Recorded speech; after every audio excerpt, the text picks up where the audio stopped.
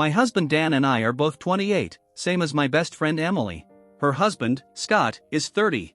The four of us are kind of tangled together in different ways, so before I dive into the actual story, let me give you some background. Dan and I have been married for 3 years now. Before that, we dated for 2, so all in all, we've been together for 5 years. We first knew of each other back in high school, but we weren't exactly friends. We were more like familiar faces, people who'd nod in the hallway but never actually hang out. It wasn't until a high school reunion, maybe 4 or 5 years after graduation, my memory's a little fuzzy on the exact timing, that we actually reconnected. We started talking that night, hit it off instantly, and things just grew from there. Emily, on the other hand, has been my best friend basically forever. We met in kindergarten, yep, that far back, and we've stuck by each other through everything: school drama, cringy teenage years, our first heartbreaks, all of it. She's like family to me, and I honestly don't know where I'd be without her. Emily married Scott about a year ago. They dated for 3 years before tying the knot, so they've technically been together longer than Dan and I have been married, but not quite as long as Dan and I have been together overall. They actually met at work, which I guess is a pretty common thing nowadays. Scott seems like a decent guy. He's very protective of Emily, always making sure she's okay. Now, here's where it gets a little complicated. Dan actually knew both Emily and me back in high school, but again, not well. He wasn't part of our friend group, just someone we had a few classes with. More of a background character in our day-to-day, if that makes sense. There was never any drama or issues with him, we just didn't run in the same circles. Over the past few years, though, the four of us, me, Dan, Emily, and Scott, have been on quite a few double dates. It always felt easy, comfortable. I liked that we could spend time as couples, and it made things feel stable, you know?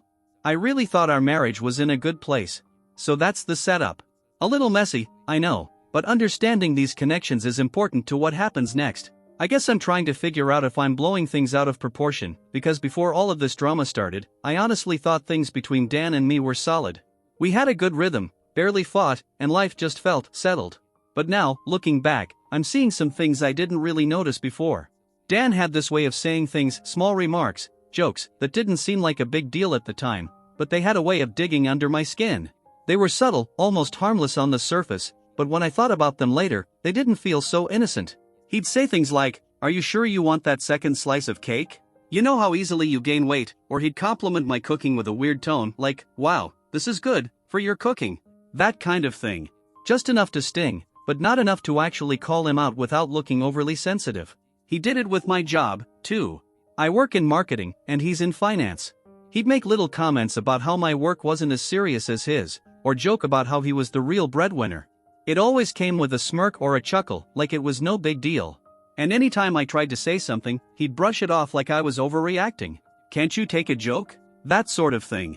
It wasn't like he said these things every day, so I usually just let it go. Picking a fight felt exhausting, and honestly, it was easier to pretend I wasn't bothered. But the worst part, looking back now, was the way he'd compare me to other women. Sometimes it was celebrities. He'd point to some actress and say, "You should try styling your hair like that," or, "Her body is amazing, you should really start working out again." It wasn't always that direct, but the message was there. And sometimes, it was even worse, it would be women we actually knew. Like coworkers or friends. He once said a woman from his office was so organized and polished, and how he wished I were more like that. Again, it would be tossed out casually, like it was just a random thought, but it always hit me in a really specific way. I'd laugh awkwardly or change the subject, trying not to let it show that it hurt. I didn't want to seem needy or insecure. But those little comments? They stuck with me. They started building up in the back of my mind, slowly chipping away at my confidence. I started wondering if he was even happy with me. Like maybe I wasn't enough. On the outside, everything looked perfect, good marriage, close friends, but under the surface, there was this steady undercurrent of negativity. And I think I was in denial. I didn't want to admit it to myself. Not until something happened that finally forced me to face it. It started on a Friday night. Dan and I had both had brutal weeks at work, so we decided to just stay in, relax, and treat ourselves. We ordered takeout, changed into pajamas, opened a bottle of wine, just the two of us unwinding at home. We were drinking, probably more than we should have, and at some point, we got on the topic of celebrities. I honestly don't even remember how it came up, but we started playing this silly game where you name 5 celebrities you'd be allowed to hook up with, no questions asked. Just a dumb, hypothetical thing. I went first. My list was pretty basic: Chris Hemsworth, Idris Elba, you know, the usual Hollywood crushes. Dan laughed and agreed, said I had good taste. Then it was his turn. He rattled off 4 celebrity names easily, but then he got stuck. I started teasing him, just lighthearted stuff, saying, "Oh come on, I win, you can't even name 5. He was still thinking, and then, out of nowhere, he goes, all right, for my 5th? I'd probably go with Emily." At first, I thought I misheard him. I just stared at him, completely stunned. He was laughing like he'd just made the world's funniest joke. I tried to chuckle too, hoping he wasn't serious. But even in my tipsy state, something in my gut told me he meant it. I asked him, "Wait, are you actually serious? This game is supposed to be about celebrities." And that's when it got worse. He told me yeah, he was serious. Said he'd always had a crush on Emily, even back in high school. Then he dropped the real bomb. He admitted that he used to think of me as Emily's less attractive sidekick. That one hit hard. Like, really hard. He kept going, saying stuff about how Scott was lucky, and how great it would be to spend a day with a woman like Emily. I didn't say a word. I just stood up, walked to the bedroom, and went to bed. I didn't want to fight. I didn't want to cry in front of him. I was too hurt, too shocked, and honestly, too drunk to deal with it. I passed out quickly, hoping maybe I'd wake up and it would all feel like a bad dream, or that I'd forget it completely. But the next morning, I woke up with a pounding headache and an even worse feeling in my chest. Because unfortunately, I remembered everything. It wasn't just some bad dream. Everything Dan said the night before actually happened. And the worst part? He was acting completely normal about it. When I walked into the kitchen that morning, there he was eating cereal like it was just another lazy Saturday, not a single sign that anything was off. He didn't say a word about what had happened. No awkward glances. No apologies. Nothing. It made my blood boil. Like either he genuinely didn't remember, or worse, he just didn't care. I couldn't let it slide. I needed answers. So I went into the kitchen and asked him straight up if he remembered what he said about Emily. He barely even paused his chewing and just said, "Yeah. It's all true. That was it. No guilt. No shame. Just a flat-out confirmation." I was stunned. Still trying to wrap my head around it, I asked if he seriously still found Emily attractive. Part of me hoped he'd walk it back, blame the alcohol, or admit he said something stupid. But nope. Without skipping a beat, he goes, "Yeah, I do." That's when I snapped. I don't even remember half of what came out of my mouth, but I know I was yelling. I was hurt, confused, furious all at once. And his reaction? Somehow even worse than his confession. He told me I needed to get over it. Just like that. He said, yeah, he loved me, and yeah, I was his soulmate, but he still thought Emily was hotter. He straight up said if it came down to looks alone, he'd pick her over me. And then, like a true master of emotional wreckage, he had the audacity to tell me that was totally normal. That every guy feels that way about someone. And then he really doubled down. He told me I should feel lucky he even picked me considering how many attractive women were in his life. He started naming off some of his female co-workers like it was some twisted honor roll and implied that I should be grateful to be his wife. The gaslighting hit hard. He told me I was the one making a big deal out of nothing. That I was being dramatic and selfish for even being upset. He said if I didn't want an honest answer, I shouldn't have asked the question. That I brought this on myself by not just letting him skip that last spot in the game. According to him, I was insecure. Too sensitive. Blowing everything out of proportion. I felt so small in that moment. Like I was the one who'd messed everything up. Like somehow, I was the problem for caring. He left for work without another word. I honestly thought maybe some time apart would give him a chance to cool off, realize how awful he'd been. But when my phone rang later, and I saw it was him calling, I was still hoping for an apology. Instead, he made it worse. He said I was ruining our marriage with my jealousy and attitude. That he needed a wife who was confident and laid back, not someone who lost their mind over what he insisted was just a joke. He put all the blame on me.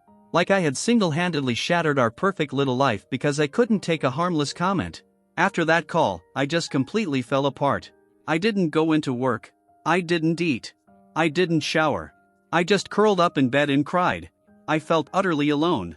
Normally, Dan and Emily are the two people I'd go to when something felt wrong. But now, Dan was the source of my pain, and I couldn't even begin to bring Emily into this mess. How could I? It was all about her, and I had no idea how she'd react. So I stayed silent, isolated, numb. I didn't respond to anyone for 2 straight days. I ignored every message, every call. Emily kept texting, clearly sensing something was up. I kept brushing it off, until around the 10th message. That's when I realized I couldn't keep her in the dark anymore. She's my best friend. She knew me too well. She deserved to know. So I finally called her and spilled everything. Every last detail. Emily was livid. She was completely outraged on my behalf, and honestly, I needed that. Her anger made me feel seen. She immediately offered to call Dan and rip him apart, but I told her not to. I wasn't ready for that kind of confrontation. Truthfully, I was scared of how Dan might react. I didn't know what he was capable of saying or doing if things escalated. Then Emily brought up something from a few years ago. Some random guy had catcalled her on the street, and Scott, being the protective husband he is, stepped in and physically shoved the guy away. It wasn't a full-on fight or anything, but it was enough to make the guy back off. And that's when an idea started forming. A really messed up idea, sure, but at the time, it felt like the only way to make Dan understand just how badly he'd hurt me. I asked Emily if she'd be okay setting up a double date. The plan? I'd somehow steer the conversation to get Dan to repeat his gross comments about her in front of Scott. She didn't even blink. She said yes right away. We both started laughing, kind of a twisted, dark kind of laughter, but it felt good. Like I was finally taking back some power. Next step? I had to make Dan think everything was fine. That meant pretending to apologize. And let me tell you, that was brutal. I had to act like I was sorry for overreacting, like I finally got the joke. I even cooked his favorite dinner that night. Made everything look picture perfect. He fell for it immediately. Told me he was proud of me for finally coming to my senses. I wanted to scream in his face. When I mentioned the idea of a double date with Emily and Scott, he said yes right away. No hesitation. But I wasn't done yet. I needed to be sure he'd take the bait during the date. So I pushed it even further. I told him a complete lie. I said Emily once confessed to having a crush on him. That she might be open to the idea of something happening between them. I told him, again, totally lying, that Scott didn't care. That it would just be a date and nothing serious. Dan lit up like a Christmas tree. He was glowing. Actually glowing. The night before the date, he spent over an hour trying on different shirts, checking his hair, asking which outfit made him look hotter. It was disgusting. He made comment after comment about wanting to impress Emily, acting like I didn't even exist. By then, I had no doubts. I was going through with the plan, no matter what. Finally, the double date arrived. We picked a really fancy place, one of the nicest restaurants in the city. We all got dressed up. Emily looked absolutely stunning, as always. Scott showed up in a tailored suit. And Dan? Dan looked like he was trying way too hard. It was obvious. The moment we arrived, Dan was glued to Emily, complimenting her non-stop, telling her how beautiful she looked, going on and on about her dress. He was practically drooling over her. And me? He didn't say a single word about my appearance, didn't even glance my way. It was like I was invisible. We sat down, ordered drinks, and made small talk for a bit. I was doing my best to act casual, but inside I was shaking. I had one shot to make this work.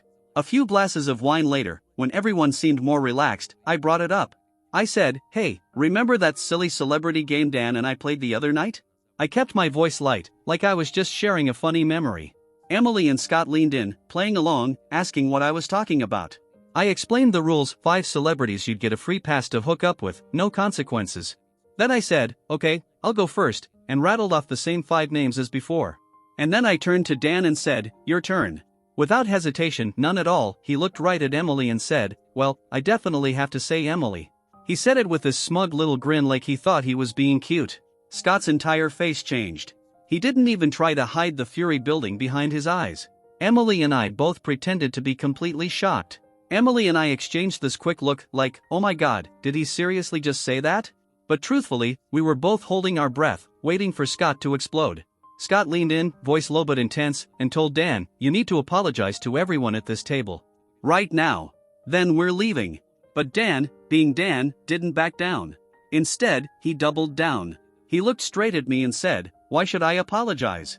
The feelings are mutual. We shouldn't keep hiding how we really feel." He said it like he was declaring something noble, as if he and Emily were star-crossed lovers finally acknowledging their truth. Then he added, while locking eyes with me, "Some people just can't handle honesty." And that was it. That was the moment Scott snapped. He reached across the table, grabbed Dan by the collar, yanked him to his feet, and punched him square in the face. Hard. The sound of the hit echoed, followed by a loud thud as Dan stumbled back, crashed into his chair, and hit the floor. Everything happened so fast. People in the restaurant turned to stare. Waiters rushed over. The manager came out, clearly not wanting any kind of scene. They didn't call the police, thank God, probably because they didn't want bad press, but they made it very clear that we needed to leave. Immediately. Once we were outside, things didn't exactly cool down. Dan was bleeding bad. His nose looked completely busted. It was crooked, swollen, and blood was running down his face and shirt. But even in that state, he wouldn't shut up. He started yelling, saying Emily and I were cowards. He figured out almost instantly that it had been a setup. He accused us of plotting the whole thing just to humiliate him in public. His voice was distorted, thick with blood and rage, but he just kept going. He called me pathetic, jealous, insane, said the most vile, disgusting things. Scott, still visibly fuming, warned him, "Say one more word and you're going to spend the next few days in a hospital bed." Scott's not someone you'd want to mess with when he's like that. And in that moment, I realized there was no way I could go home with Dan. I didn't trust him. And more than that, I couldn't even look at him without feeling sick. I told Emily and Scott I needed to get out of there. Anywhere but near Dan. They understood right away and offered to take me to a hotel. I said yes. In the car on the way there, we explained the whole plan to Scott. Everything Dan had said. What he'd done. How we set it up. Scott listened carefully. And when we finished, he just said he deserved it. I'm not sorry. He was 100% in our corner. They dropped me off at the hotel, and I checked in. I was completely drained emotionally, physically, everything. I just wanted to be alone for a while. A couple hours later, Dan texted me. It was a long, nasty message. He called me a terrible human being. Said he had to go to the ER alone, with blood pouring from his face, just to get his nose fixed. As if that was somehow my fault. He said what I did was disgusting. That I was immature, psychotic, and manipulative. He ended the message by saying he wanted a divorce immediately. Oh, and of course, he had to throw in that I'd never find anyone better than him.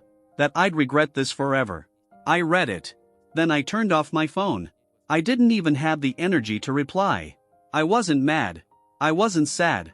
I just felt empty. I crawled into bed and finally slept. But when I woke up the next morning, sober, in that quiet hotel room, the weight of what I'd done hit me hard. And I'll be honest, it didn't feel great anymore. I mean, yeah, Dan had said awful things. He disrespected me. He hurt me. But I had lied. I manipulated him. I set him up to be publicly humiliated and physically attacked. I orchestrated a situation that ended with him bleeding on a restaurant floor. Two wrongs don't make a right. I started thinking about how much Dan hates hospitals.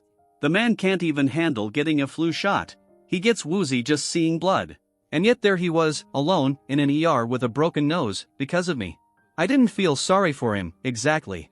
But I couldn't deny that I had played a part in hurting him. That fact just wouldn't sit right with me. I felt guilty. Not about leaving him, but about how it all went down. Update 1. So, I had time to read through a bunch of comments from people who saw my post, and yeah, you guys did not hold back. A lot of you said, everyone sucks here, and honestly? Fair. I definitely messed up. I'm not pretending to be some innocent victim in all this. After talking with Emily, who's been a total rock, we decided we'd apologize. To both Dan and Scott. We know it won't fix anything. But it's a start. We're a little worried Dan might press charges, which is a scary possibility. But whatever happens, we'll deal with it. Regardless of the apology, I've made up my mind, I'm leaving Dan. That part is non-negotiable. I can't be with someone who humiliates me, who talks about my best friend like that, who makes me feel like I'm not enough. What he said wasn't a joke. He meant every word. And I can't just sweep that under the rug. Oh, and a quick note about Scott. I saw a few comments calling him violent. I just want to clarify, he's been going to therapy for anger issues for a while now. The catcalling incident Emily mentioned? That was years ago.